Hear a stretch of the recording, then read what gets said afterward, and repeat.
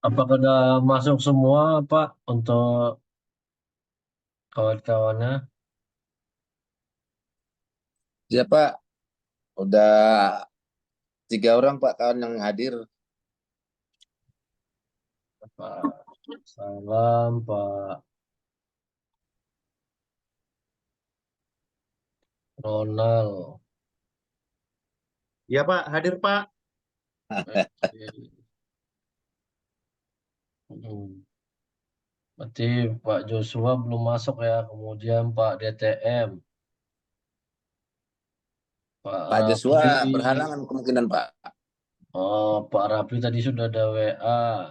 Tidak bisa on kamera karena sedang bekerja. Ya, tidak. Sevrin sudah hadir. Berarti hanya satu, enam. Pak DTM sudah masuk belum?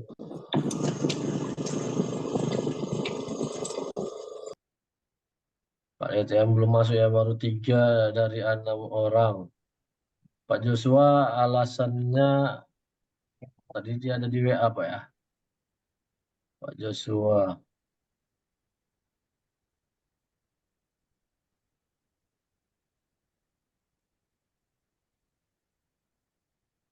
Pak Joshua nggak hadir.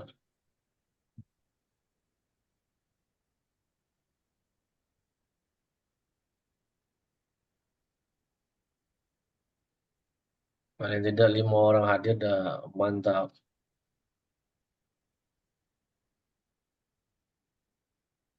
Kemungkinan cuma 4 nih Pak.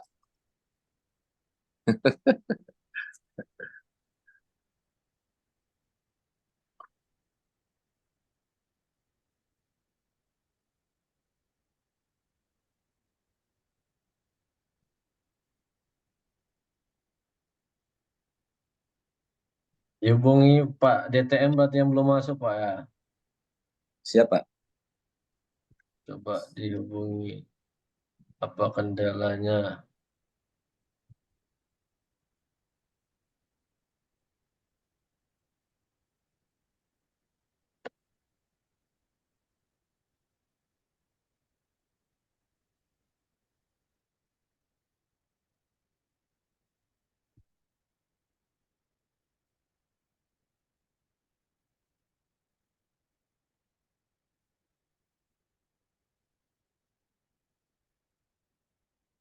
Ya, kalau bisa nanti Pak Rafli bisa mempresentasikannya walaupun tidak on kamera.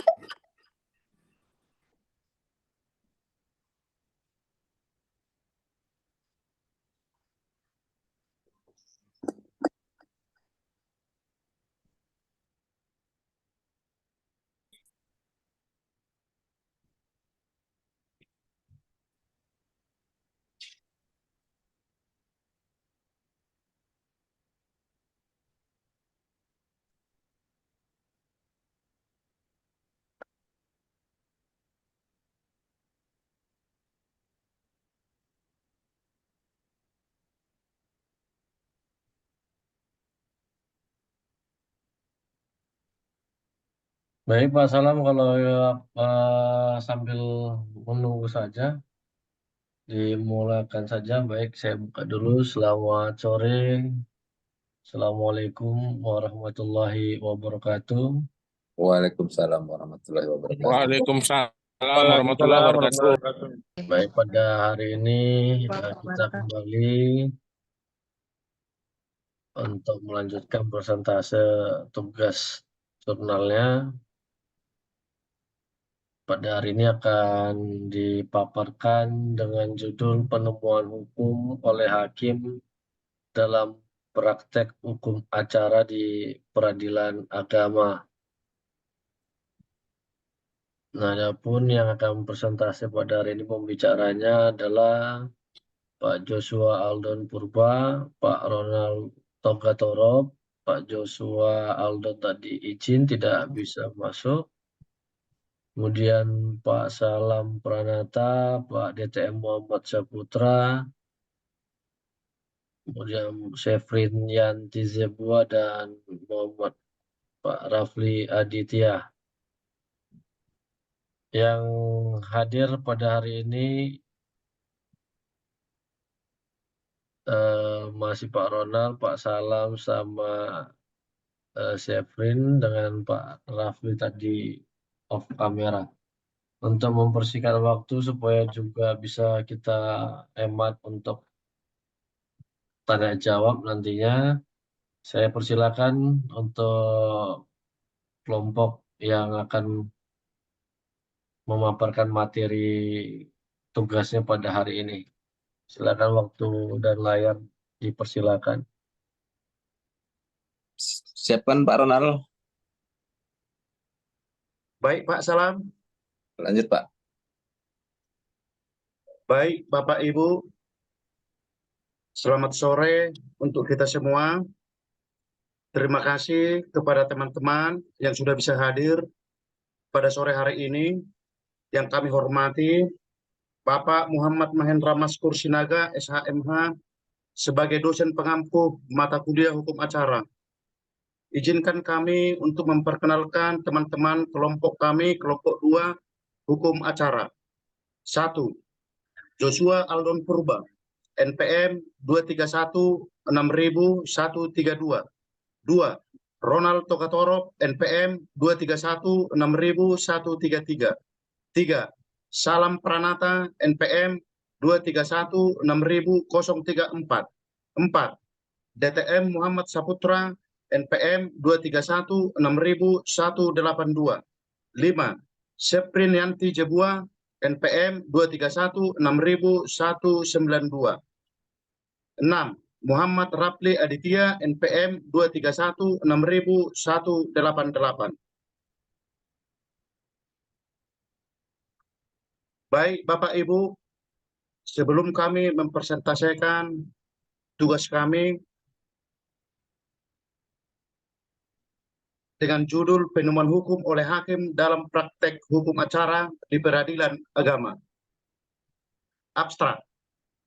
Pada dasarnya, pengadilan dilarang menolak untuk memeriksa, mengadili, memutus suatu perkara yang diajukan dengan dalil hukum tidak ada atau kurang jelas, melainkan wajib untuk memeriksa dan mengadilinya.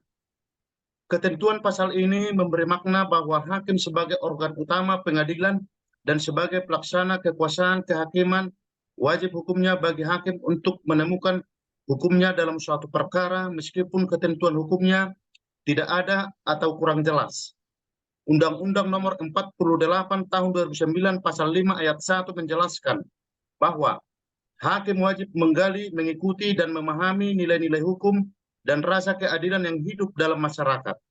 Para hakim di lingkungan peradilan agama dalam mengambil keputusan terhadap perkara yang diperiksa dan diadili hendaknya menggunakan teknik pengambilan putusan yang meliputi teknik analitik, teknik akutabel, dan teknik silogisme. Kata kunci, penemuan hukum, hakim, hukum acara, peradilan agama. Pendahuluan. Hakim dalam memeriksa, mengadili, dan memutus suatu perkara, pertama kali harus menggunakan hukum tertulis sebagai dasar putusannya. Jika dalam hukum tertulis tidak cukup, tidak tepat dengan permasalahan dalam suatu perkara, maka barulah hakim mencari dan menemukan sendiri hukumnya dari sumber-sumber hukum yang lain seperti prinsip, traktat, kebiasaan, hukum tidak tertulis. Undang-Undang Nomor 48 Tahun 2009 Pasal 10 Ayat 1 tentang kekuasaan kehakiman menentukan bahwa pengadilan dilarang menolak untuk memeriksa, mengadili, memutus suatu perkara yang diajukan dengan dalil hukum tidak ada atau kurang jelas, melainkan memeriksa dan mengadilinya. Ketentuan pasal ini memberi makna bahwa hakim sebagai organ utama pengadilan dan sebagai pelaksana kekuasaan kehakiman, wajib hukumnya bagi hakim untuk menemukan hukumnya dalam suatu perkara meskipun ketentuan hukumnya tidak ada atau kurang jelas. Undang-Undang Nomor 48 Tahun 2009 Pasal 5 Ayat 1 juga menjelaskan bahwa hakim dan hakim konstitusi wajib menggali, mengikuti, dan memahami nilai-nilai hukum dan rasa keadilan yang hidup dalam masyarakat. Kata menggali biasanya diartikan bahwa hukumnya sudah ada dalam aturan perundangan tapi masih samar-samar, sulit untuk diterapkan dalam perkara konkret, sehingga untuk menemukan hukumnya harus berusaha mencarinya dengan menggali nilai-nilai hukum yang hidup dalam masyarakat. Apabila sudah ketemu hukum dan penggalian tersebut, maka hakim harus mengikutinya dan memahaminya, serta menjadikan dasar dalam putusannya agar sesuai dengan rasa keadilan yang hidup dalam masyarakat. Dalam praktek pengadilan ada 3 istilah yang sering dipergunakan oleh hakim, yaitu penemuan hukum, pembentukan hukum, atau menciptakan hukum dan penerapan hukum. Di antara 3 istilah ini, istilah penemuan hukum paling sering dipergunakan oleh hakim, sedangkan istilah pembentukan hukum biasanya dipergunakan oleh lembaga pembentuk undang-undang atau DPR. Dalam perkembangan lebih lanjut, penggunaan ketiga istilah itu saling bercampur baur, tetapi ketiga istilah itu berujung kepada pemahaman bahwa aturan hukum yang ada dalam undang-undang tidak jelas. Oleh karenanya diperlukan suatu penemuan hukum atau pembentukan hukum yang dilakukan oleh hakim dalam memutus suatu perkara. Jajim Mahidi dalam 2005 ayat 51 mengatakan bahwa penemuan hukum mempunyai cakupan wilayah kerja hukum yang sangat luas karena penemuan hukum itu dapat dilakukan oleh siapa saja, baik itu perorangan, ilmuwan, peneliti hukum, para hakim, jaksa, polisi, advokat, dosen, notaris, dan lain-lain.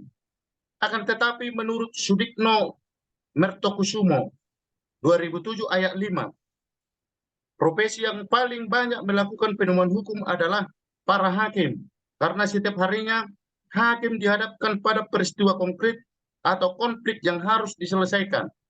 Penemuan hukum oleh hakim dianggap suatu hal yang mempunyai wibawa, sebab penemuan hukum oleh hakim merupakan hukum yang mempunyai kekuatan mengikat sebagai hukum, karena hasil penemuan hukum itu dituangkan dalam bentuk putusan.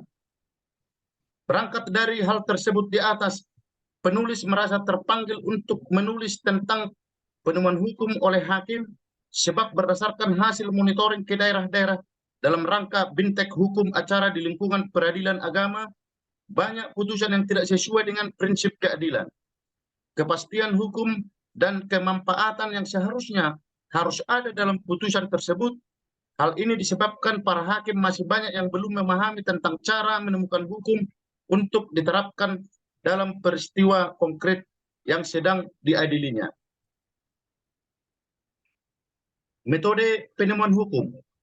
Tugas menemukan hukum terhadap suatu perkara yang sedang diperiksa oleh majelis hakim merupakan suatu hal yang paling sulit dilaksanakan. Meskipun para hakim dianggap tahu hukum ius curia novit, sebenarnya para hakim itu tidak mengetahui semua hukum, sebab hukum itu berbagai macam ragamnya. Ada yang tertulis dan ada pula yang tidak tertulis.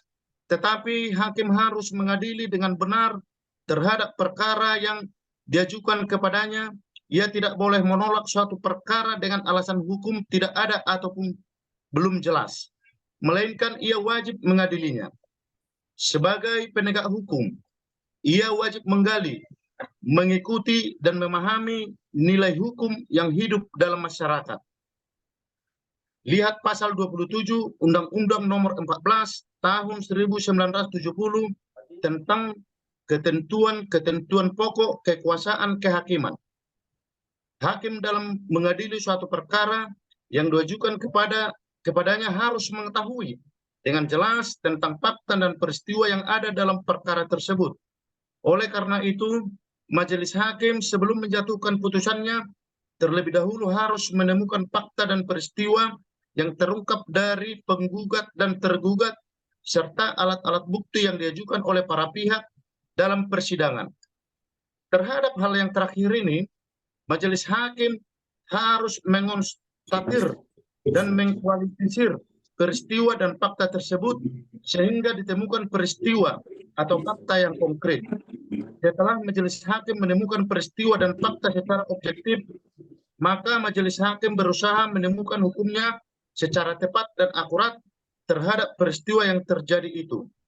Jika dasar-dasar hukum yang dikemukakan oleh pihak-pihak yang berperkara kurang lengkap, maka majelis hakim karena jabatannya dapat menambah, melengkapi dasar-dasar hukum itu sepanjang tidak merugikan pihak-pihak yang berperkara.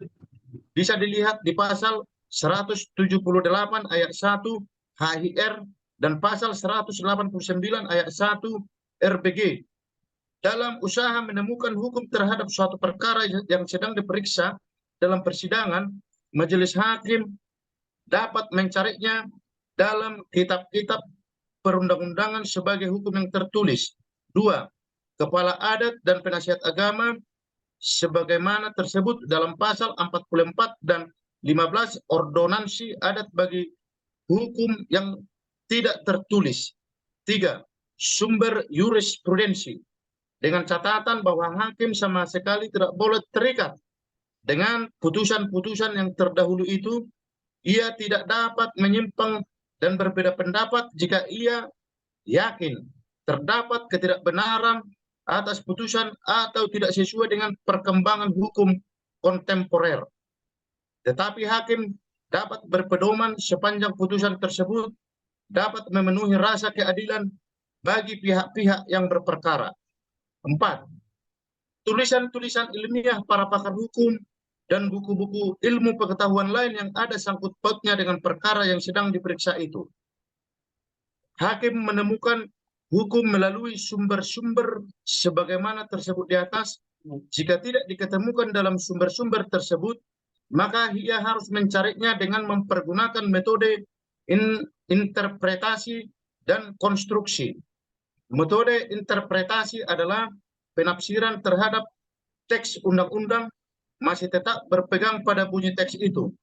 Sedangkan metode konstruksi hakim mempergunakan penalaran logisnya untuk mengembangkan lebih lanjut suatu teks undang-undang di mana hakim tidak lagi terikat dan berpegang pada bunyi teks itu, tetapi dengan syarat hakim tidak mengabaikan hukum sebagai suatu sistem.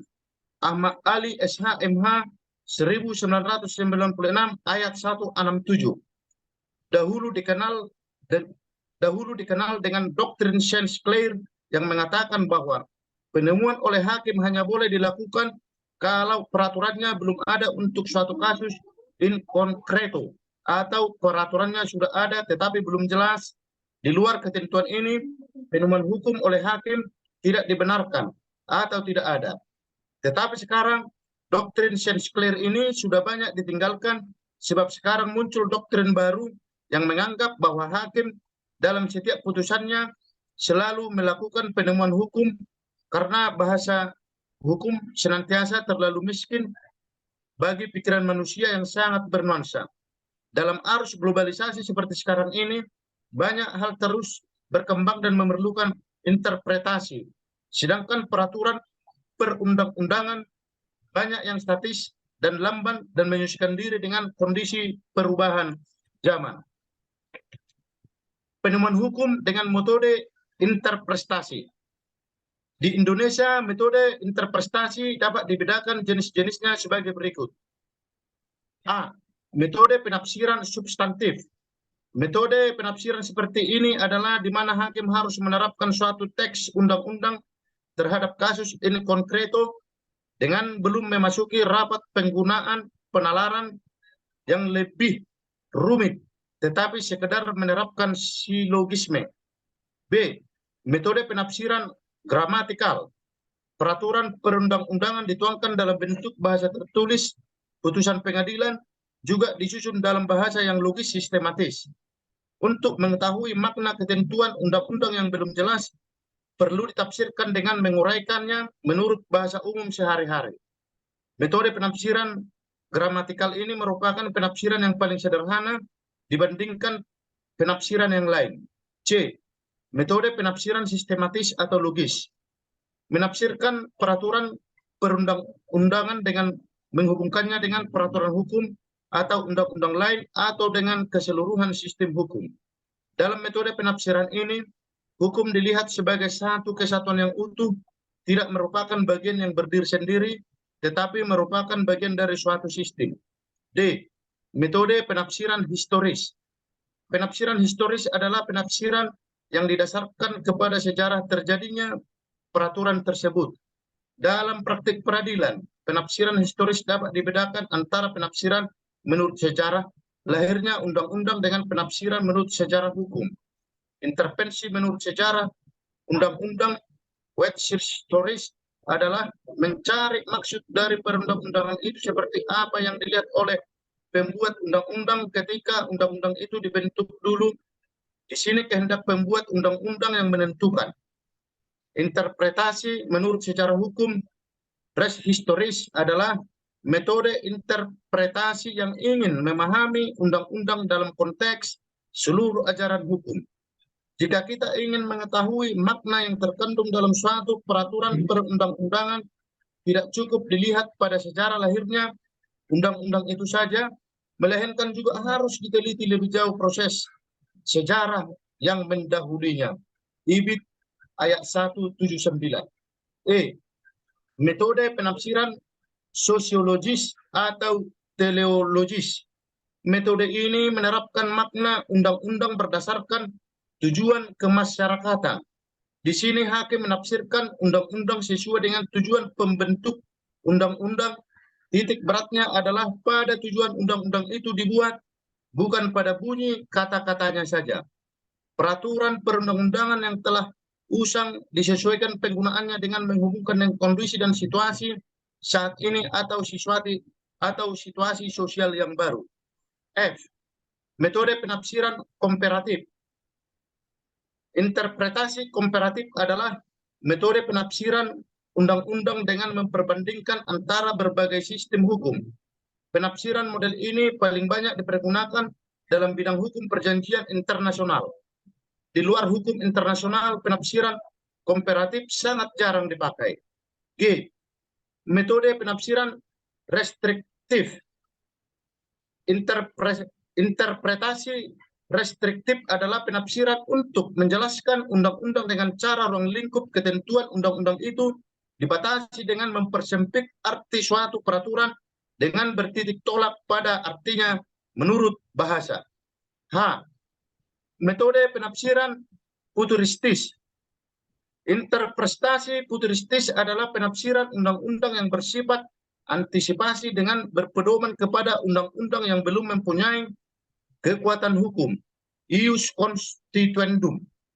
Misalnya, suatu rancangan undang-undang yang masih dalam proses perundangan, tetapi pasti akan diundangkan.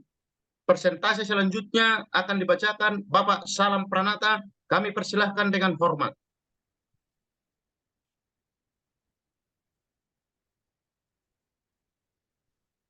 Lanjut. Silakan. Terima kasih Pak Ronald. Izin Pak dosen untuk melanjutkan pemaparan. Ya, Pak. Silakan, Pak. 2. Penemuan hukum dengan metode konstruksi. Pada umumnya para praktisi hukum di kalangan Eropa kontinental tidak memisahkan secara tegas antara metode penemuan hukum interpretasi dengan penemuan hukum metode konstruksi. Sebaliknya, para praktisi hukum di kalangan Anglo-Sakson dalam karangannya telah memisahkan dengan tegas penemuan hukum dengan metode interpretasi dengan penemuan hukum metode konstruksi. L.B. Curzon, sebagaimana yang kutip oleh Ahmad Ahli, SHMH 1996 ayat 167 mengatakan bahwa interpretasi dan konstruksi mempunyai arti yang berbeda. Interpretasi hanya menentukan arti kata-kata dalam suatu undang-undang, sedangkan konstruksi mengandung arti pemecahan atau menguraikan makna ganda, kekaburan, dan ketidakpastian dari perundang-undangan sehingga tidak bisa dipakai dalam peristiwa konkret yang diadilinya. Para hakim dalam melakukan konstruksi dalam penemuan dan pemecahan masalah hukum harus mengetahui 3 syarat utama, yaitu 1. Konstruksi harus mampu meliputi semua bidang hukum positif yang bersangkutan. 2. Dalam pembuatan konstruksi tidak boleh ada bertentangan logis di dalamnya. 3. Konstruksi kiranya mengandung faktor keindahan, tidak boleh ada pertentangan logis di dalamnya.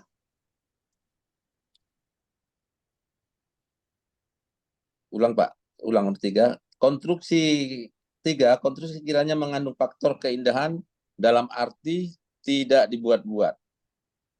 Tetapi dengan dilakukan konstruksi persoalan yang belum jelas, dalam peraturan-peraturan itu diharapkan muncul kejelasan-kejelasan. Konstruksi harus dapat memberikan gambaran suatu hal. Oleh karena itu harus cukup sederhana dan tidak menimbulkan masalah baru dan boleh tidak dilaksanakan. Sedangkan tujuan dari konstruksi adalah agar putusan hakim dalam peristiwa konkret dapat memenuhi tuntutan keadilan dan bermanfaat bagi pencari keadilan. Ahmad Ali, SHMH 1996, ayat 192. Dalam praktik peradilan, penemuan hukum dengan metode konstruksi dapat dijumpai dalam bentuk sebagai berikut. A. Argumen pranalogian. Konstruksi ini juga disebut dengan analogi yang di dalam hukum Islam dikenal dengan qiyas. Konstruksi hukum model ini dipergunakan apabila hakim harus menjatuhkan putusan dalam suatu konflik yang tidak tersedia peraturannya, tetapi peristiwa itu mirip dengan yang diatur dalam undang-undang. Di sini hakim bersikap seperti pembentuk undang-undang yang mengetahui adanya kekosongan hukum, akan melengkapi kekosongan itu dengan peraturan-peraturan yang serupa dengan mencari unsur-unsur. persamaannya dengan menggunakan penalaran pikiran secara analogi. Jika pemakaian analogi dilaksanakan secara baik, maka akan memecahkan problem yang dihadapi itu dengan menemukan hukum yang baru pula, dengan tidak meninggalkan unsur-unsur yang ada dalam peraturan yang dijadikan persamaan itu. Misalnya, dalam hal sebagaimana yang disebutkan dalam pasal 1756 KUH Perdata yang mengatur tentang mata uang atau gold space. Apakah uang kertas termasuk dalam hal yang diatur dalam peraturan tersebut? Dengan jalan argumentum analogian atau analogi, mata uang tersebut ditafsirkan termasuk juga uang kertas. Di Indonesia, penggunaan metode argumentum peranalogian atau analogi baru terbatas dalam bidang hukum perdata. Belum disepakati oleh pakar hukum untuk dipergunakan sebagai bidang hukum pidana. B. Metode argumentum e contrario. Metode ini menggunakan penalaran bahwa jika undang-undang menetapkan hal-hal tertentu untuk peristiwa tertentu, berarti peraturan itu terbatas pada peristiwa tertentu, dan bagi peristiwa di luarnya berlaku kebalikannya. Ahmad Ali, SHMH 1996, ayat 197. Sedangkan Sudipno Mertokusumo 1906, ayat 69, mengumpulkan bahwa argumentum a contrario titik beratnya diletakkan pada ketidakpastian peristiwanya. Di sini diperlakukan bagi negatif dari undang-undang. Hakim menemukan peraturan untuk peristiwa yang mirip. Di sini hakim mengatakan peraturan ini saya terapkan pada peristiwa yang tidak diatur, tetapi secara kebalikannya. Dalam hal ini, ketidaksamaan ada unsur kemiripan. Misalnya seorang duda yang hendak kawin lagi, tidak tersedia peraturan yang khusus. Peraturan yang tersedia bagi peristiwa yang tidak sama tetapi mirip ialah bagi janda, yaitu pasal 39 Peraturan Pemerintah Nomor 9 Tahun 1975. Bagi janda yang hendak kawin lagi harus menunggu masa iddah, maka pasal itu juga diberlakukan untuk duda secara argumentum e contrario, sehingga duda kalau hendak kawin lagi tidak perlu menunggu. Tujuan argumentum a contrario ini adalah untuk mengisi kekosongan hukum atau ketidaklengkapan undang-undang. Jadi, argumentum a contrario bukan merupakan argumentasi untuk membenarkan rumusan peraturan tertentu. A. Pengkonkretan hukum atau res seperis fixing. Konstruksi model ini ada yang menyebutnya dengan penghalusan hukum, penyempitan hukum, dan ada pengkonkretan hukum. Dalam tulisan ini dipergunakan istilah pengkonkretan hukum yang merupakan pengkonkretan terhadap suatu masalah hukum yang tersebut dalam peraturan perundang-undangan. Karena peraturan perundang-undangan tersebut terlalu umum dan sangat luas ruang lingkupnya. Agar dapat dipergunakan dalam menemukan hukum terhadap suatu perkara yang sedang diperiksa, masalah hukum yang sangat luas itu dipersempit ruang lingkupnya, sehingga dapat diterapkan dalam suatu perkara secara konkret.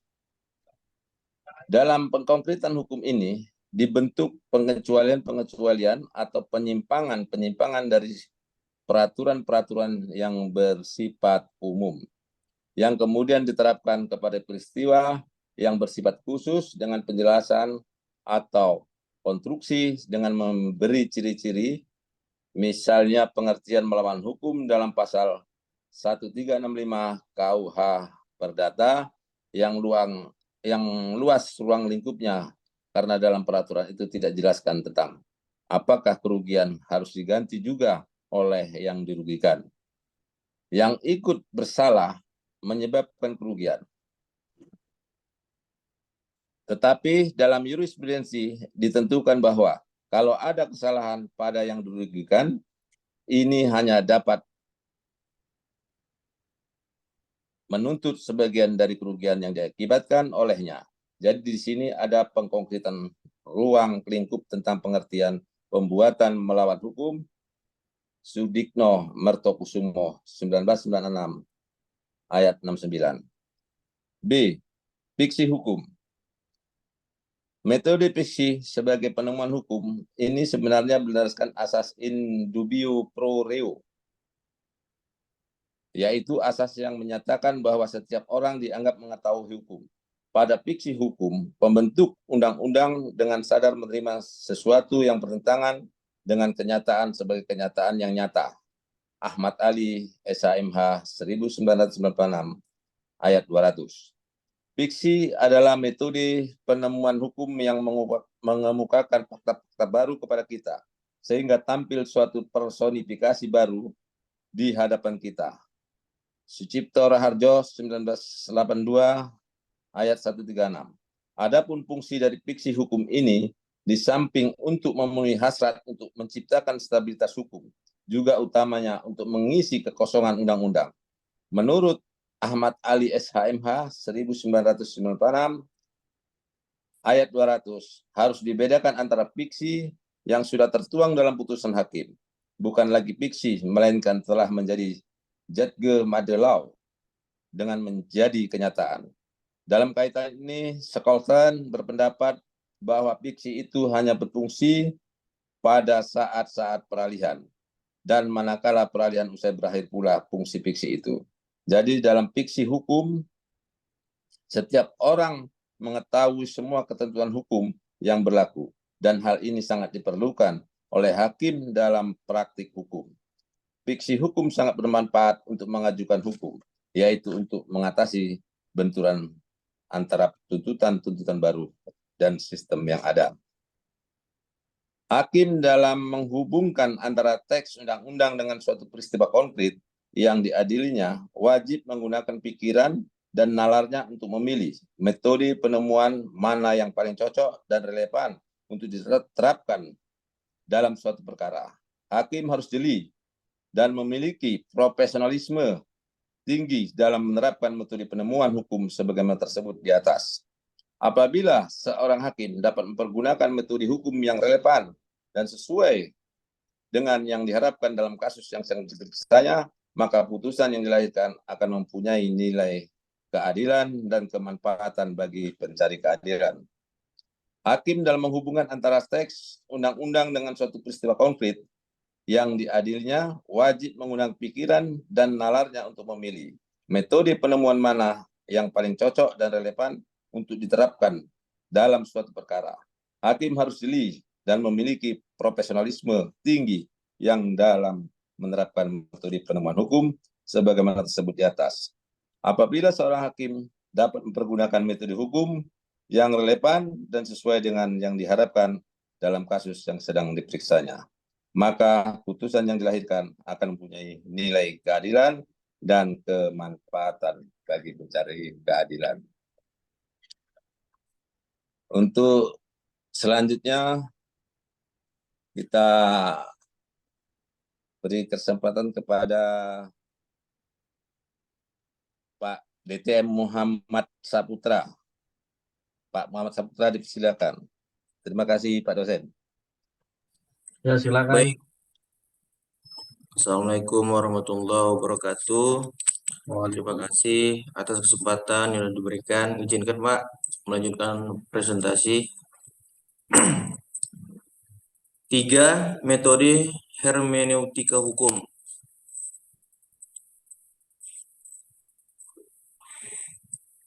Metode penemuan hukum oleh hakim berupa interpretasi hukum dan konstruksi hukum, sebagaimana yang telah diuraikan di atas masih relevan dipergunakan oleh hakim hingga saat ini. Akan tetapi pada abad ke-19 dan permulaan abad 20 sudah ditemukan metode penemuan hukum lain yang dapat dipergunakan oleh hakim dalam memutus perkara, yaitu metode hermeneutika hukum. Menurut Gadamer, sebagaimana yang dikutip oleh Ahmad Rifai tahun 2010 ayat 87 menjelaskan bahwa yang dimaksud dengan hermeneutika hukum adalah legal hermeneutics is then in reality no special case but is non the contrary fitted to restore the full scope of the hermeneutical problem and so to retrieve and the former unity of hermeneutics in which jurists and theologian meet and the student of the humanities. Maaf Pak, bahasa Inggris kurang lancar Pak. Terjemahan bebas, hermeneutika hukum adalah kenyataan yang Terus. merupakan suatu kasus yang khusus atau baru. Tetapi sebaliknya, ia hanya mengkonstruksikan kembali dari seluruh problem hermeneutika dan kemudian membentuk kembali kesatuan hermeneutika secara utuh, di mana ahli hukum dan teologi bertemu dengan para ahli humaniora. Fungsi dan tujuan hermeneutika hukum adalah untuk memperjelas sesuatu yang tidak jelas supaya lebih jelas, atau bringing the unclear into clarity. Sedangkan tujuan yang lain dari hermeneutika hukum adalah untuk menempatkan perdebatan kontemporer hukum dalam kerangka hermeneutika pada umumnya. Upaya mengkontekstualisasi teori hukum dengan cara ini mengasumsikan bahwa hermeneutika memiliki korelasi pemikiran dengan ilmu hukum dan jurisprudensi. Hermeneutika hukum mempunyai relevansi dengan teori penemukan hukum yang ditampilkan dalam kerangka pemahaman proses timbal balik antara kaidah-kaidah dan fakta-fakta. Dalil hermeneutika menjelaskan bahwa orang harus mengkualifikasi fakta-fakta dalam cahaya kaidah-kaidah dan menginterpretasi kaidah-kaidah dalam cahaya fakta-fakta, termasuk paradigma dari teori penemuan hukum modern saat ini. Jadi, hermeneutika hukum dapat dipahami sebagai metode interpretasi teks hukum atau metode memahami terhadap suatu naskah normatif. Penggunaan dan penerapan hermeneutika hukum sebagai teori dan metode penemuan hukum baru akan sangat membantu para hakim dalam memeriksa serta memutus perkara yang diadilinya. Kelebihan metode hermeneutika hukum terletak pada cara dan lingkup interpretasinya yang tajam, mendalam, dan holistik dalam bingkai kesatuan antara teks, konteks, dan kontekstualisasinya. Peristiwa hukum maupun peraturan perundang-undangan tidak semata-mata ditafsirkan dari aspek legal formal berdasarkan bunyi teksnya semata, tetapi juga harus dilihat dari faktor-faktor yang melatar belakangi peristiwa atau sengketa yang muncul. Apa akar masalahnya? Adakah intervensi politik atau intervensi lainnya yang melahirkan dikeluarkan suatu putusan, serta tindakan dampak dari putusan itu dipikirkan bagi proses penegakan hukum dan keadilan di kemudian hari. Indem Hall 8889. Dalam praktek peradilan tampaknya metode hermeneutika hukum ini tidak banyak atau jarang sekali dipergunakan sebagai metode penemuan hukum. Hal ini disebabkan oleh dominannya metode interpretasi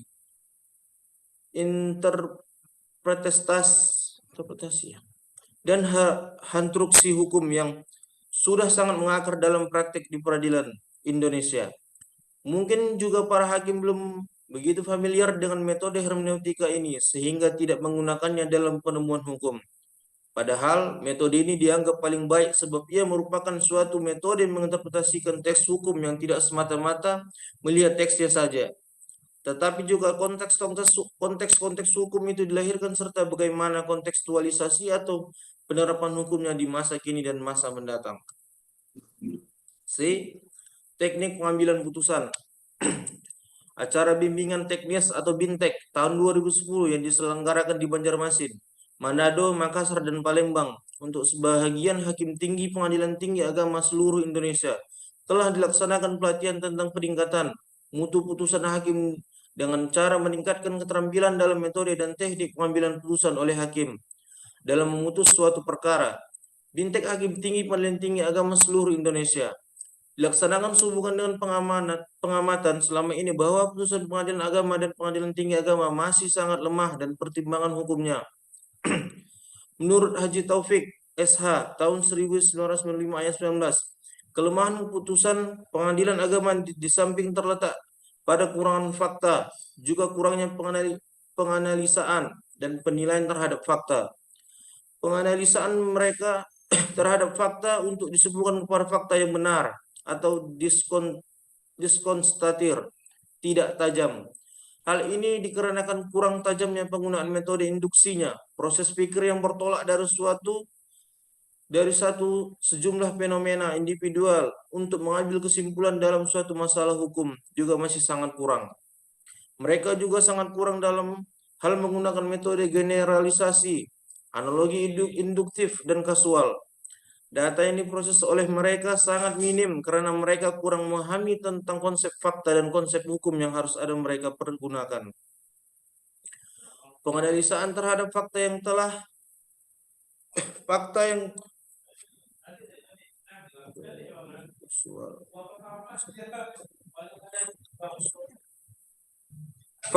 dinyatakan terbukti juga tidak tajam, bahkan sering tidak dianalisis sebagaimana mestinya. Di samping itu, metode yang dipergunakan untuk menarik kesimpulan dalam menemukan fakta umumnya tidak jelas. Status pencantuman pendapat para ahli hukum Islam atau fuqaha juga tidak jelas, apakah sebagai sumber hukum atau sebagai sarana untuk menafsir belaka. Akibat dari kelemahan-kelemahan sebagaimana tersebut di atas, maka sebagian besar putusan pengadilan agama pertimbangannya atau pertimbangan hukumnya tidak sistematis atau tidak lengkap dan kurang meyakinkan. Di samping itu, bunyi amar putusan juga belum baku, masih beragam, padahal kasus yang diperiksanya masih ada kesamaan antara satu dengan yang lain. Putusan tersebut masih belum bisa dipertanggungjawabkan dari segi hukum formal dan material. Diharapkan pada masa yang akan datang, setiap putusan hasil produk pengadilan agama hendaknya haruslah lebih berbobot dan ilmiah.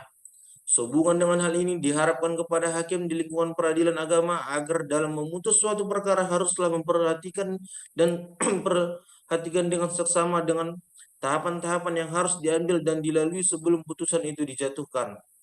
Dengan demikian, putusan tersebut dapat dipertanggungjawabkan kepada pihak-pihak yang berperkara, masyarakat, dan juga ilmu pengetahuan hukum. Hakim dalam mengambil putusan terhadap perkara yang diperiksa dapat memilih 3 teknis pengambilan penerapan, yaitu hukum. 1. Teknik analitik. Metode ini juga disebut sebagai yuridis geometris. Kalau para hakim mempergunakan metode ini, maka harus menguasai hukum secara lengkap. Teknik analitik paling cocok dipergunakan pada perkara-perkara yang berskala besar dan biasanya dalam hukum kebendaan atau Jakenrecht. Metode ini dimulai dengan hal-hal yang bersifat khusus, lalu ditarik kesimpulan kepada hal-hal umum atau kesimpulan deduktif. Dalam pertimbangan hukum, hakim harus menguasai pokok masalahnya terlebih dahulu secara real dan akurat. Lalu disusunlah pernyataan sehubungan dengan pokok masalah tersebut. Misalnya, dalam bidang kewarisan, hakim harus memulai dengan pernyataan siapa pewaris, lalu siapa ahli warisnya, barang-barang waris apa saja, berapa bagian masing-masing, dan bagaimana pelaksanaannya. Tentu saja analisa ini pertanyaan tersebut sekaligus pertimbangan alat bukti dan menjawab petitium dari gugatan. Jika penjelasan tentang hukum acara belum begitu lengkap, sebaiknya jangan dipakai metode ini, sebab sangat sulit dalam hal analisa masalah dan pengambilan keputusan. Kedua, teknik equitable. Teknik ini harus dilihat dari segi kosmistis, yaitu dikembangkan dari prinsip keadilan, isu pokok dulu yang harus dipertimbangkan, lalu alat bukti yang diajukan penggugat dan tergugat. Apabila alat bukti itu telah diuji kebenarannya, maka hakim menetapkan alat bukti itu dalam peristiwa konkret yang kemudian dicari rule-nya atau hukumnya. 3. Teknik silogisme. Teknik ini paling banyak dipakai oleh hakim karena ia sederhana dan dapat diterapkan dalam peristiwa apa saja. Teknik ini disebut juga dengan metode penalaran induktif, dimulai dari hal-hal yang bersifat umum kepada hal-hal yang bersifat khusus. Penggunaan hukum logika yang dinamakan dengan silogisme menjadi dasar utama aliran ini, dan hakim mengambil kesimpulan dari adanya premis mayor, yaitu peraturan hukumnya, dan premis minor, yaitu peristiwanya. Sebagai contoh, siapa mencuri dihukum A. Terbukti mencuri, maka A harus dihukum. Jadi rasio dan logika ditempatkan dalam ranah yang istimewa. Kekurangan undang-undang yang dilengkapi oleh hakim dengan penggunaan hukum logika dan memperluas pengertian undang-undang berdasarkan rasio. Kritik terhadap aliran ini terutama berpendapat bahwa hukum bukan sekedar persoalan logika dan rasio, tetapi juga merupakan persoalan hati nurani maupun pertimbangan akal budi manusia yang kadang-kadang bersifat irrasional. Dari segi metodologi, secara sederhana para hakim di lingkungan peradilan agama dalam mengambil keputusan terhadap perkara yang diperiksa dan diadili hendaknya melalui proses tahapan-tahapan sebagai berikut. A. Perumusan masalah atau pokok sengketa. Perumusan masalah atau sengketa dari suatu perkara dapat disimpulkan informasi baik dari penggugat maupun dari tergugat, yaitu termuat dalam gugatannya dan jawaban tergugat, replik dan duplik. Dari persidangan tahap jawab-menjawab inilah hakim yang memeriksa perkara tersebut memperoleh kepastian tentang peristiwa konkret yang disengketakan oleh para pihak. Peristiwa yang disengketakan inilah yang merupakan pokok masalah dalam suatu perkara. Perumusan pokok masalah dalam proses pengambilan keputusan oleh hakim merupakan kunci dari proses tersebut. Kalau pokok masalah sudah salah rumusnya, maka proses selanjutnya juga akan salah. B. Pengumpulan data dalam proses pembuktian. Setelah hakim merumuskan pokok masalahnya, kemudian hakim menentukan siapa yang dibebani pembuktian untuk pertama kali. Dari pembuktian inilah, hakim akan mendapatkan data untuk diolah guna menemukan fakta yang dianggap benar dan fakta yang dianggap salah atau diskonstatir. Data berupa fakta yang dinyatakan oleh alat bukti dan diuji kebenarannya. C. Analisa data untuk menemukan fakta. Data yang telah diolah dan melahirkan fakta yang akan diproses oleh suatu yang benar.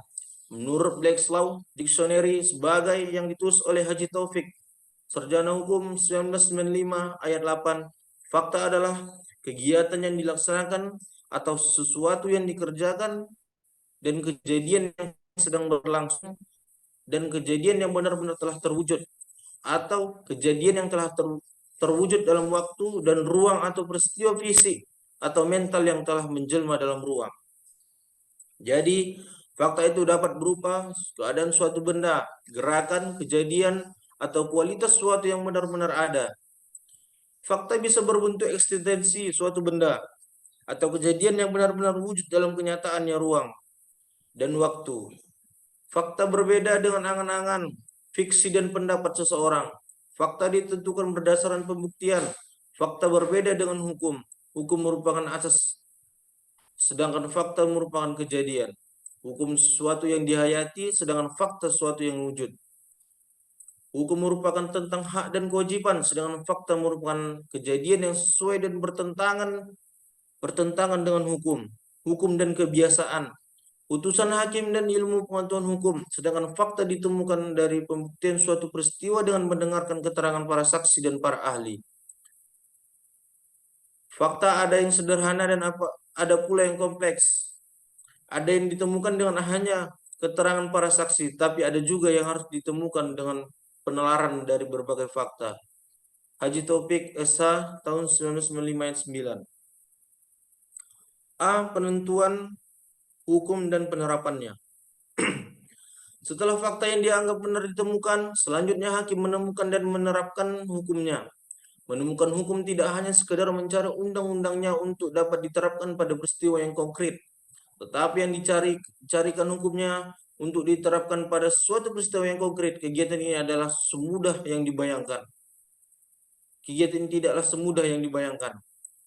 Untuk menemukan hukumnya atau undang-undangnya untuk dapat diterapkan pada peristiwa konkret. Peristiwa konkret itu harus diarahkan kepada undang-undangnya. Sebaliknya, undang-undang harus disesuaikan dengan peristiwa yang konkret. Jika peristiwa konkret itu telah ditemukan hukumnya, maka langsung menerapkan hukum tersebut. Jika tidak ditemukan hukumnya, maka hakim harus mengadakan interpretasi terhadap peraturan perundang-undangan tersebut. Sekiranya interpretasi tidak dapat dilakukannya, maka ia harus mengadakan konstruksi hukum sebagaimana yang telah diuraikan di atas. B. Pengambilan keputusan. Jika penemuan hukum dan penerapan hukum telah dilaksanakan oleh hakim, maka ia harus menuangkan dalam bentuk tertulis yang disebut dengan putusan. Hasil proses sebagaimana yang telah diuraikan di atas, para hakim yang menyidangkan suatu perkara hendaknya menuangkannya dalam bentuk tulisan yang disebut dengan putusan relatif dengan format yang telah ditentukan undang-undang. Dengan dibuat putusan tersebut diharapkan dapat menimbulkan keyakinan atas kebenaran peristiwa hukum dan penerapan peraturan perundang-undangan secara tepat dalam perkara yang diadili tersebut. D. Kesimpulan. Berdasarkan uraian di atas, dapat disimpulkan beberapa hal tentang penemuan hukum oleh hakim dalam praktek hukum acara di peradilan agama dari segi metodologi. Secara sederhana, para hakim di lingkungan peradilan agama dalam mengambil keputusan terhadap perkara yang diperiksa dan diadili hendaknya melalui proses tahapan-tahapan. Perumusan masalah atau sengketa dari suatu perkara dapat disimpulkan dari informasi baik dari penggugat maupun tergugat yang termuat dalam gugatannya dan jawaban tergugat, replik dan duplik. Setelah hakim merumuskan pokok masalahnya, kemudian hakim menentukan siapa yang dibebani pembuktian untuk pertama kali. Kemudian data yang telah diolah akan melahirkan fakta yang akan diproses lebih lanjut sehingga melahirkan suatu keputusan yang akurat dan benar. Setelah fakta yang dianggap benar ditemukan, selanjutnya hakim menemukan dan menerapkan hukumnya. Jika penemuan hukum dan penerapan hukum telah dilaksanakan oleh hakim, maka ia harus menuangkannya dalam bentuk tertulis yang disebut dengan putusan. Terima kasih Bapak Ibu, sekian dari presentasi kami dari kelompok. Baik, kepada Bapak Ibu yang hadir pada hari ini, dipersilakan untuk memberikan pertanyaan dari kelompok yang lainnya. Ada 4 pemateri yang hadir pada hari ini, berarti 4 pertanyaan yang diajukan karena Pak Rafli hadir tapi tidak bisa mengikuti sepertinya karena sedang kerja. Jadi kita lihat di messengernya. Baik, waktunya silakan kepada Bapak Ibu ada yang mau tanyakan, sebutkan namanya dan Pak, pertanyaan Pak. ditujukan kepada siapa pertanyaannya. Ya silakan Pak Sapi. Ya, terima kasih Pak. Terima kasih kelompok 2 yang telah mempresentasikan tentang penemuan hukum oleh hakim dalam peradilan ya. Jadi Pak, mungkin saya bertanya Pak, terserah saja Pak kepada siapa yang mau menjawab Pak. Iya, Boleh silakan. Pak. Dalam penemuan hukum oleh hakim itu biasanya kan bisa saja terjadi perbedaan pendapat Pak ya di antara beberapa hakim misalnya gitu Pak ya kan. Kalau yang dikenal bisa jadi seperti bahasa dissenting opinion atau perbedaan pendapat gitu Pak. Nah tadi kan ada disebutkan tadi beberapa metode tentang penemuan hukum itu ada metode substantif, apa tadi interpretasi, terus hermetolog apa nih hermetologi tadi Pak ya izin Pak.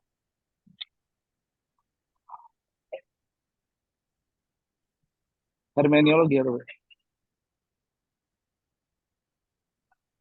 Nah bahkan tadi disebutkan di pengadilan-pengadilan di daerah Eropa kontinental menggunakan metode konstruksi gitu Pak ya kan, metode konstruksi itu ya. Jadi kalau menurut pemakalah kira-kira kalau di Indonesia metode mana yang sering digunakan oleh hakim-hakim di Indonesia dalam menemukan atau dalam melakukan proses penemuan hukum di pengadilan gitu Pak. Mungkin itu aja Pak yang mau saya tanyakan Pak. Terima kasih Pak. Baik, selanjutnya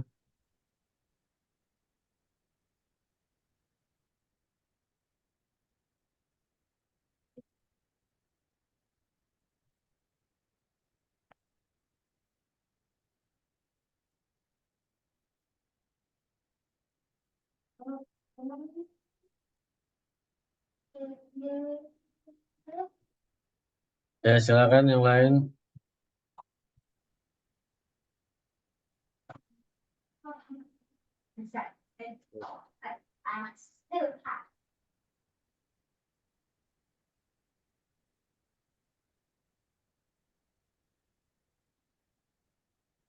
Ya, kalau sudah bisa dijawab, silakan. Siapa, Pak? Yang lain nggak ada pertanyaan? Izin Pak, dari mewakili kelompok 2 Pak, kelompok 3 Pak. Ya, silakan, Pak. Eh, baik, saya Fitredi mewakili dari kelompok 3, ingin mempertanyakan pada kelompok 2, apa yang membedakan antara penemuan hukum dengan delik hukum oleh hakim? Izin Pak. Terima kasih. Oke, baik, Pak Fitriadi. Apa yang membedakan, apa perbedaan dari penemuan hukum ya, sama metode hukum? Penemuan hukum dengan delik hukum Pak. Oh, penemuan hukum dengan delik hukum.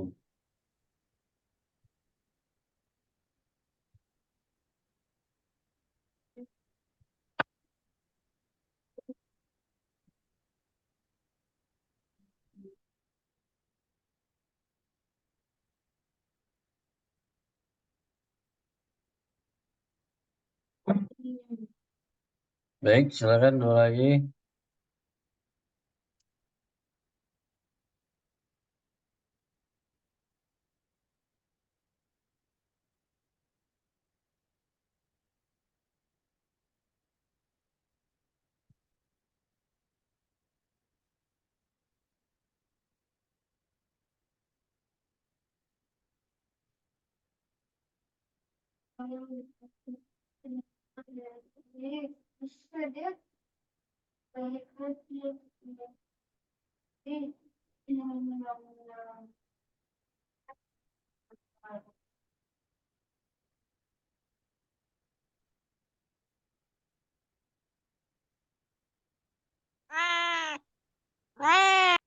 Ayo, silakan dua lagi untuk pertanyaan.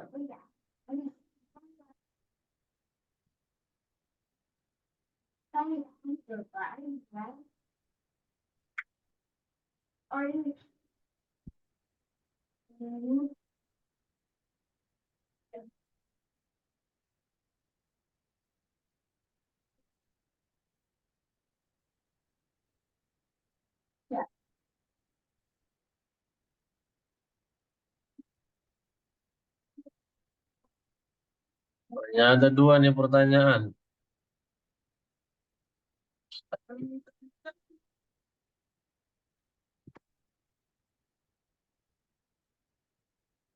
Baik, silakan Pak Salam dan teman-teman.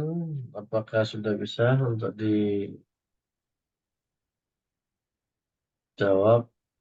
Yang pertama, metode apa yang biasa dipergunakan hakim dalam putus ataupun mau Izin Pak mengikuti bertanya Pak. hukumnya? Ya, silakan. Izin bertanya Pak, itu eh,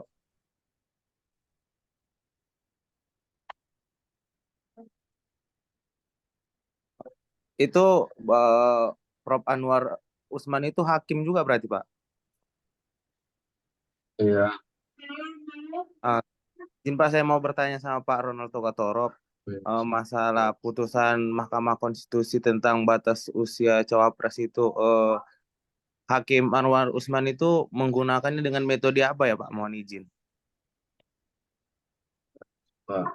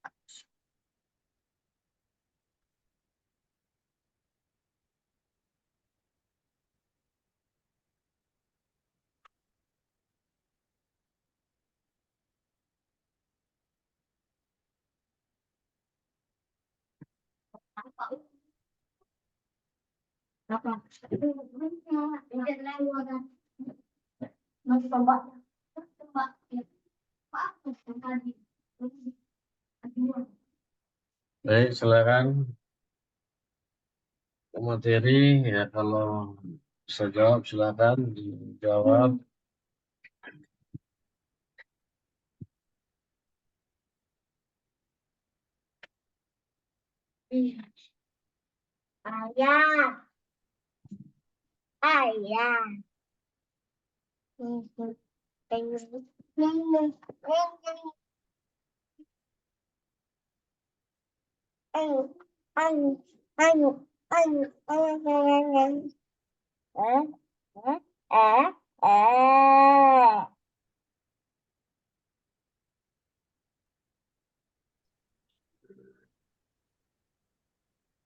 Izin Pak, Ya, silakan Pak Salam.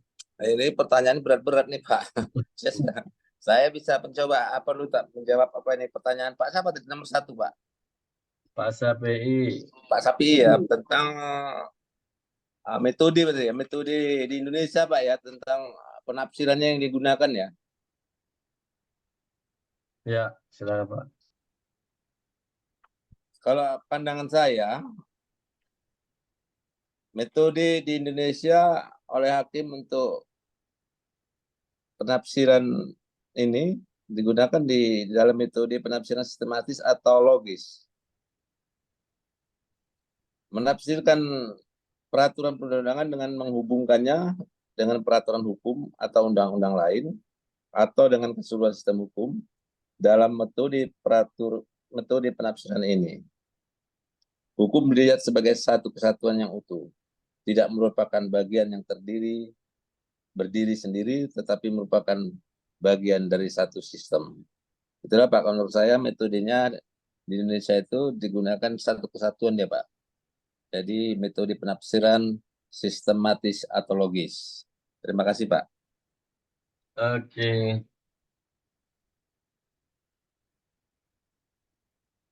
Terima kasih Pak Salam atas jawabannya. Oke Pak, terima kasih Pak. Itu kemampuan jawabannya Pak ya. Siap Pak, mantap Pak. Terima kasih Pak Mahendra. Iya, Terima kasih Pak. silakan. Nanti kita rangkum di akhir.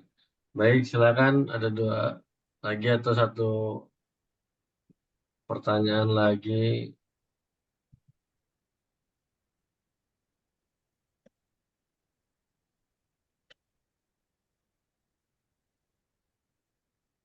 Pak Ronald.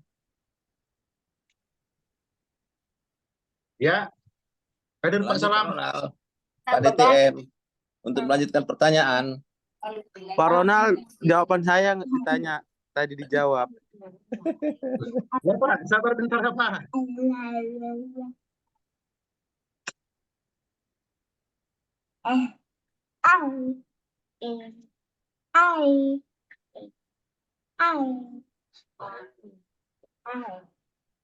Baik, terima kasih. Izin menjawab pertanyaan penafsiran hukum MK 90 yang dibuat oleh siapa itu Pak Hakim Konstitusi ya? Anwar Usman Pak. Iya, Anwar Usman. Ini menurut saya nih Pak. Menurut saya penafsirannya itu penafsiran eh, sistematis atau logis, yaitu menafsirkan peraturan perundang-undangan dengan menghubungkannya dengan peraturan hukum atau undang-undang lain atau dengan keseluruhan sistem hukum. Dalam metode penafsiran ini, hukum dilihat sebagai satu kesatuan yang utuh, tidak merupakan bagian yang berdiri sendiri, tetapi merupakan bagian dari satu sistem. Terima kasih. Terima kasih Pak Ronald.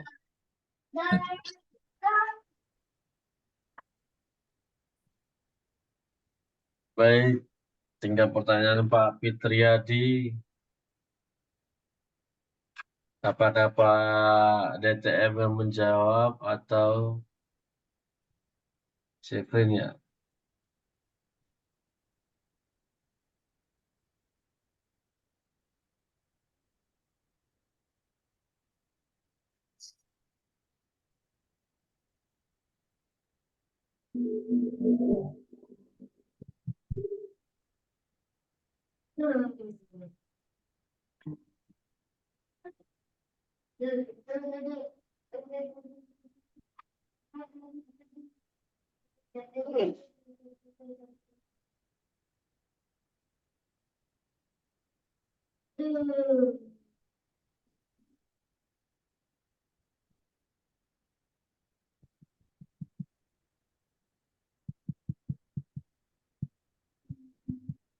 Tentang apa perbedaan antara penemuan hukum dengan delik hukum?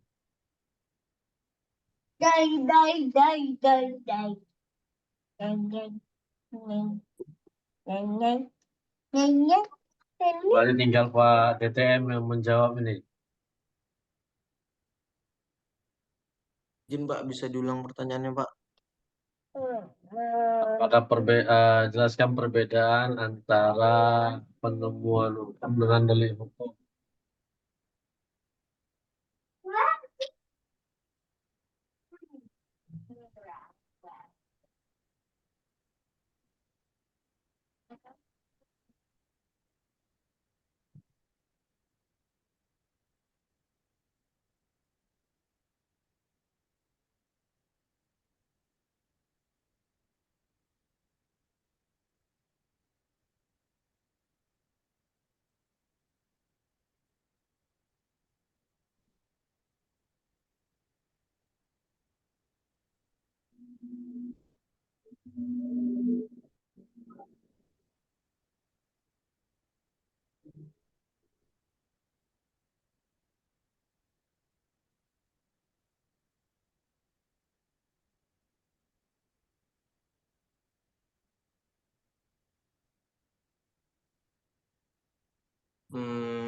Izin Pak menjawab perbedaan pengertian penemuan hukum dan delik hukum ya Pak.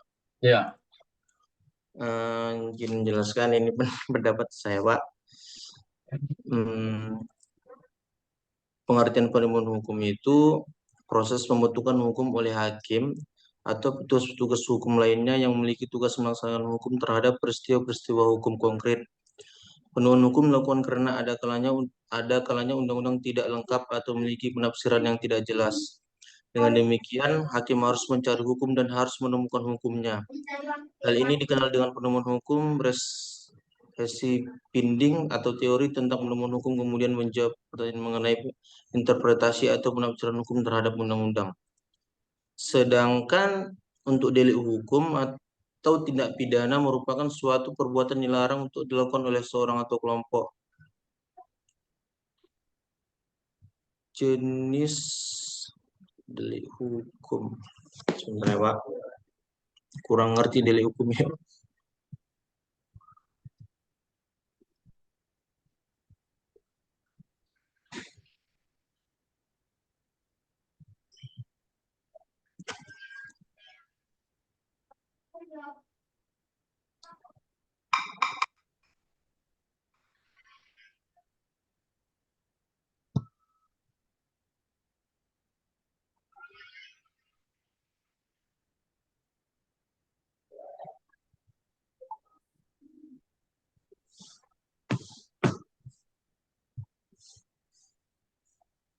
Delik hukum.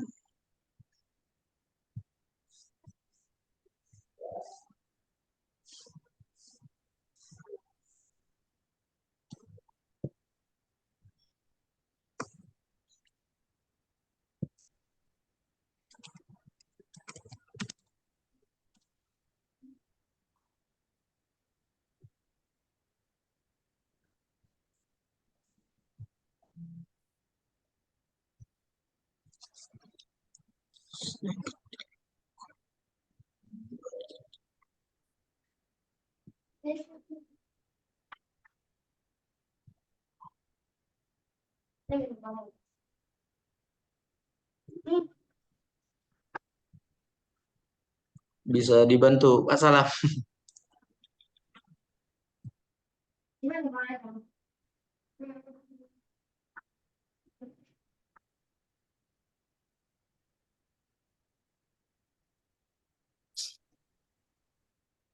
Izin menjawab sedikit Pak, mana tahu bisa untuk belajar ya Pak ya. Ya, silakan Pak. Sepengetahuan saya delik hukum itu delik atau tindakan pidana merupakan suatu perbuatan yang dilarang untuk dilakukan oleh seseorang atau kelompok. Jika perbuatan itu tetap dilakukan, maka dapat dikatakan telah melanggar undang-undang dan dapat dikenakan sanksi.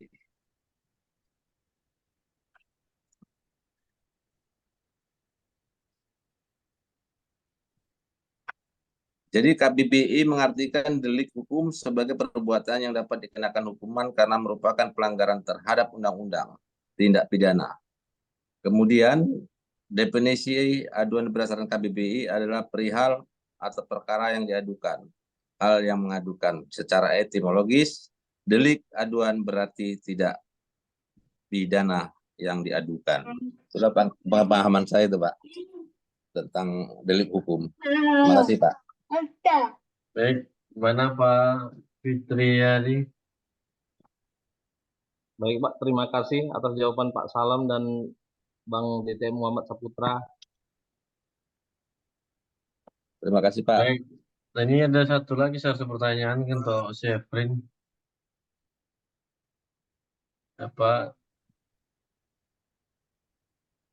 ada yang bisa ngasih pertanyaan supaya bisa dijawab? Tadi Syafrin hadir kan? Syafrin, Ya, hadir Pak. ya, itu. Silakan Mas. Siapa yang bisa? Ini mana Bu? Dokter kita nggak masuk. Bu Gugun, Bu Bini silakan. Ada Bu Polri, perempuan bertanya.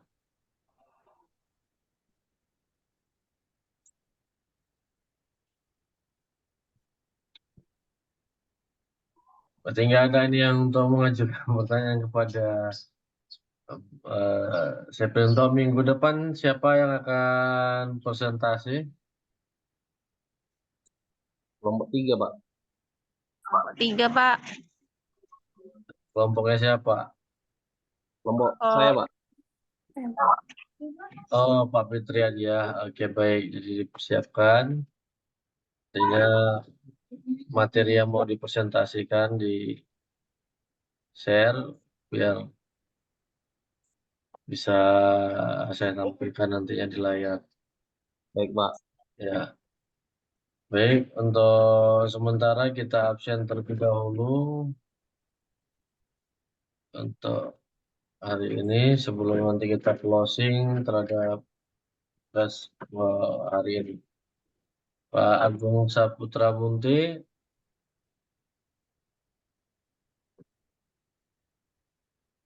ada ya. Dr. Andreas izin, Pak ada Anissa Aini,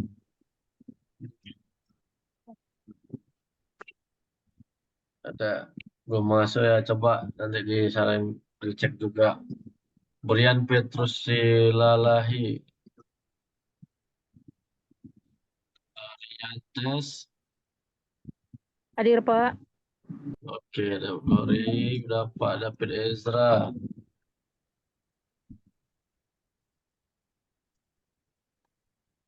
Belum ada muncul ya. Bu Evani Tresia, Fariski Abiyu, Pak Fitriadi. Boleh, Ya, Pak. Ya, Polo O.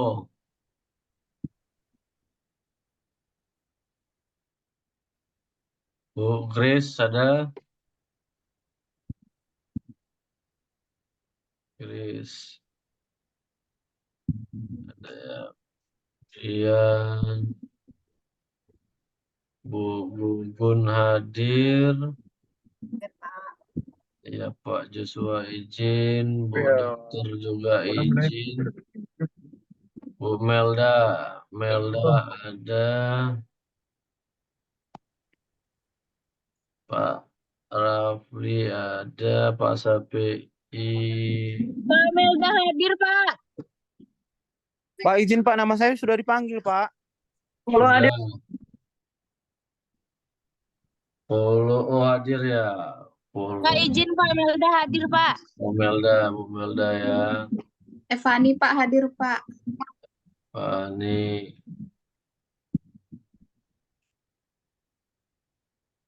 Tadi.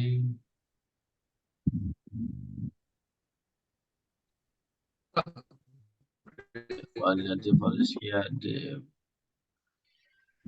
Bu Melda hadir. Sudah. Pak Sapi sudah. Nabila ada. Hadir, Pak. Baik. Bu Nita. Nita ada. Putri Nabila. Hadir, Pak. Pak Reno ada. Pak Reno muncul. Pak Ronald sudah. Pak Salam hadir. Seprin hadir. Shelly Alisca. Shelly. Hadir, Pak. Oke. Tri Haryanto. Ada Pak Tri. Pania Anis. Ada. Hadir, Pak. Oke. Vina Angelika ada. Pak. Windy ada. Pak Windy Satria. Oke. Di Pak Yuda ada. Pak Jul ada. Baik, Bapak Ibu sekalian. Sedikit Pak. Ya, Tadi jaringan saya agak lelet Pak. Nama saya udah dipanggil Pak. sudah. Siap Pak. Terima kasih Pak. Nah, kan bertanya tadi Pak, nggak mungkin nggak hadir. Siap Pak. Baik, jadi kita puas dulu kepada pemateri pada hari ini. Nah, cukup bagus untuk judul yang diambil tentang penemuan hukum di dalam peradilan agama, namun kaitannya masih belum jelas dengan di peradilan agama. Sebenarnya sama kan gitu di peradilan mana, ya kan, dalam praktek hukum acara di Indonesia. Nah, itu lebih tepat sebenarnya untuk judulnya. Karena penemuan hukum itu tidak hanya digunakan di salah satu peradilan, tapi keseluruhan. Nah, tinggal untuk kerapian tulisannya ada yang masih left, ada yang sudah justify. Seharusnya rata justify dia semuanya, jadi enak dibaca dan dilihat untuk kerapian tulisannya. Gitu, ketika ada sebab seperti A, B, C, D, ya dia bisa ditaruh di pinggir halamannya, maka dibuat huruf tebal, kemudian mengikuti di bawahnya. Nah, nanti akan bisa sejalannya dengan Bapak Ibu sering menulis. Nah, jadi penemuan hukum ini di peradilan ya kan merupakan hal yang wajib ya kan sesuai dengan undang-undang daripada kekuasaan kehakiman. Dan pengadilan dilarang menolak atau memeriksa mengadili memutus suatu perkara yang diajukan dengan dalil hukum tidak ada atau kurang jelas. Mereka wajib untuk memeriksa dan mengadilinya sesuai dengan pasal 10 ayat 1.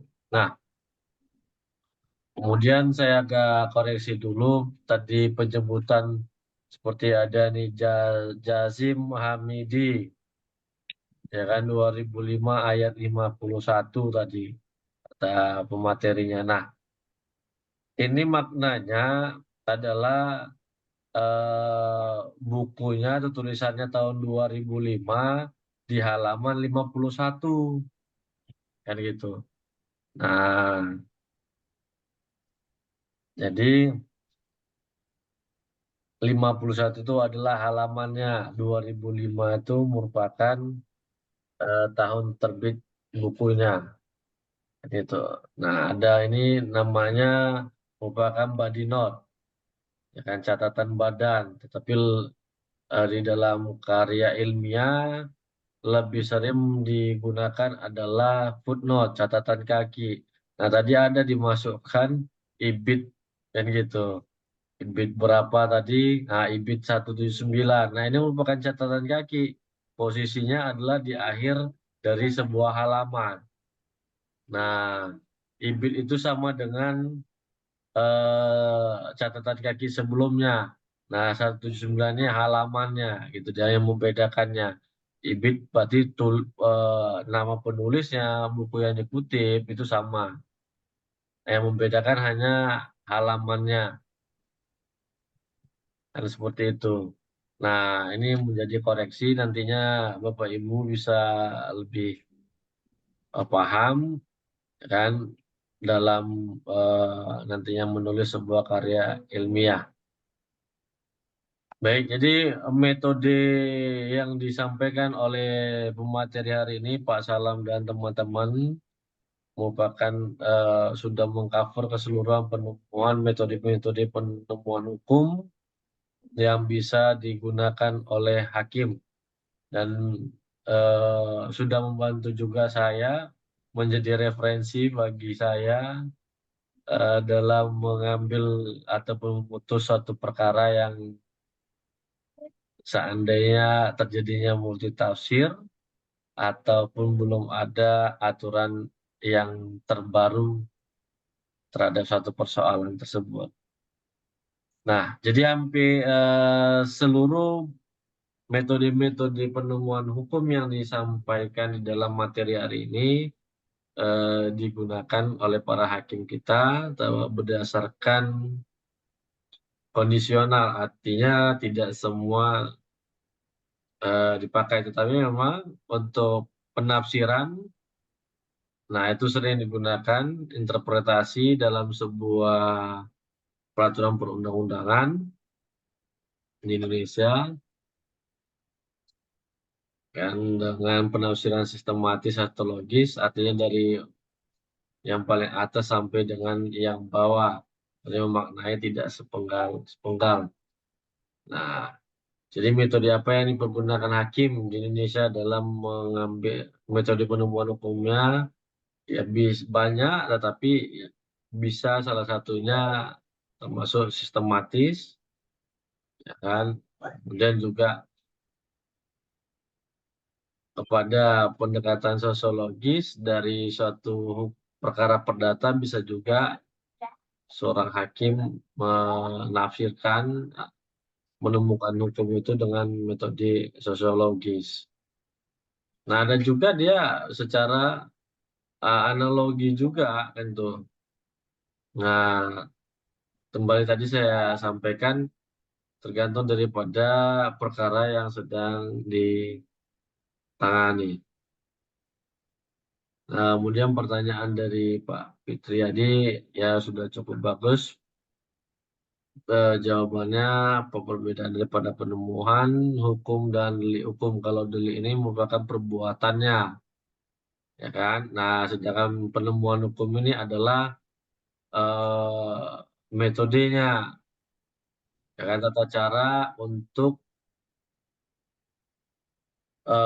menemukan jawaban dalam suatu persoalan. Nah, misalnya delik tadi, perbuatan tersebut melanggar peraturan perundang-undangan, tetapi belum ada aturan hukum yang eh, konkretnya.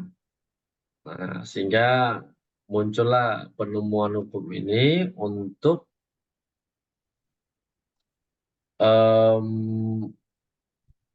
mengcover atau untuk mengisi kekosongan terhadap perbuatan-perbuatan yang dilakukan oleh warga negara yang mana perbuatan tersebut tidak diatur oleh hukum.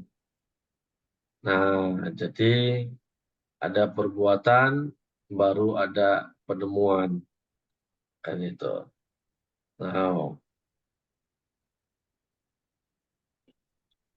sedangkan mengenai putusan Mahkamah Konstitusi tentang batas cawapres dan capres, kita harus bisa membaca dengan lengkap putusan Mahkamah Konstitusi tersebut.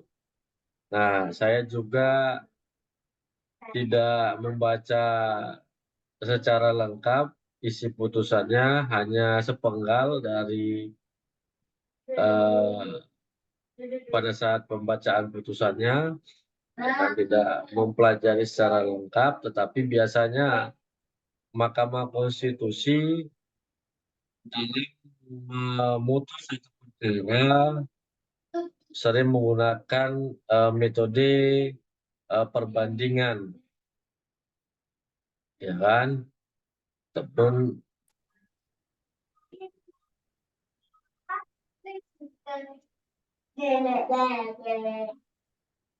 bandingan hukum antara satu dengan hukum yang lainnya, ataupun perbandingan dengan hukum negara lain.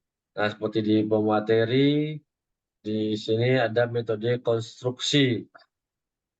Konstruksi harus mampu meliputi semua bidang hukum positif yang bersangkutan. Dalam pembuatan konstruksi tidak boleh ada pertentangan logis di dalamnya. Konstruksi kiranya mengandung faktor keindahan dalam arti tidak dibuat-buat, tetapi dengan dilakukan konstruksi persoalan yang belum jelas dalam peraturan itu akan muncul kejelasannya.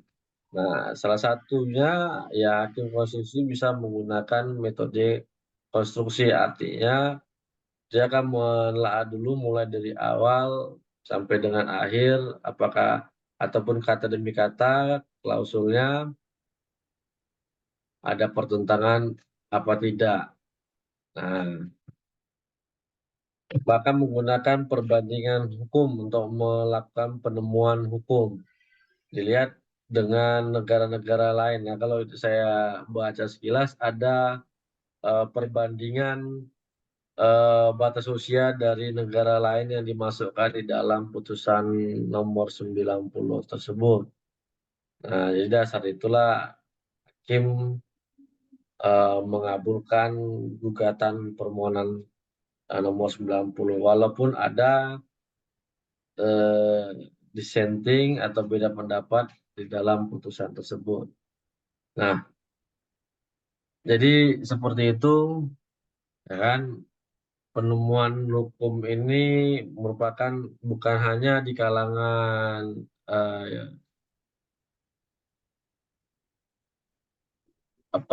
yudikatif, tetapi juga legislatif, kan gitu. Nah, setiap pasal di dalam undang-undang wajib sesuai dengan metode penemuan hukum yang ada. Baik, Bapak Ibu sekalian, waktu sudah menunjukkan 18.35, kita akan persiapan untuk ibadah sholat maghrib.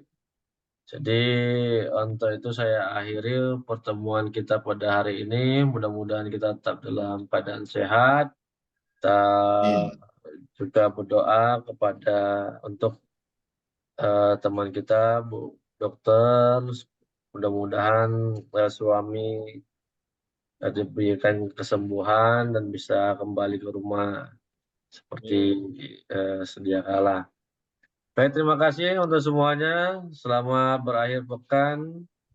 Sampai ketemu lagi minggu depan pada link yang sama, dan kelompok nantinya sebelum presentasi bisa disampaikan bahannya yang akan ditampilkan di layar Zoom nanti ya.